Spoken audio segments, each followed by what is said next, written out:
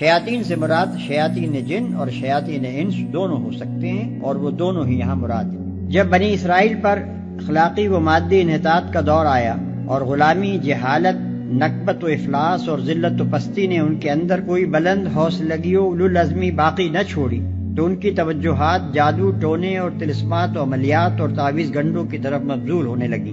وہ ایسی تدبیریں ڈھونڈنے لگے جن سے کسی مشقت اور جد و جہد کے بغیر محض پھونکوں اور منتروں کے زور پر سارے کام بن جایا کریں۔ اس وقت شیاطین نے ان کو بہکانا شروع کیا کہ سلیمان علیہ السلام کی عظیم الشان سلطنت اور ان کی حیرت انگیز طاقتیں تو سب کچھ چند نقوش اور منتروں کا نتیجہ تھیں، اور وہ ہم تمہیں بتائے دیتے ہیں۔ چنانچہ یہ لوگ نعمت غیر مترقبہ سمجھ کر ان چیزوں پر ٹوٹ پڑے، اور پھر نہ کتاب اللہ سے ان کو کوئی دلچسپی رہی اور نہ کسی داعی حق کی آواز انہوں نے سن کر دی۔ اس آیت کی تعویل میں مختلف اقوال ہیں، مگر جو کچھ میں نے سمجھا ہے وہ یہ ہے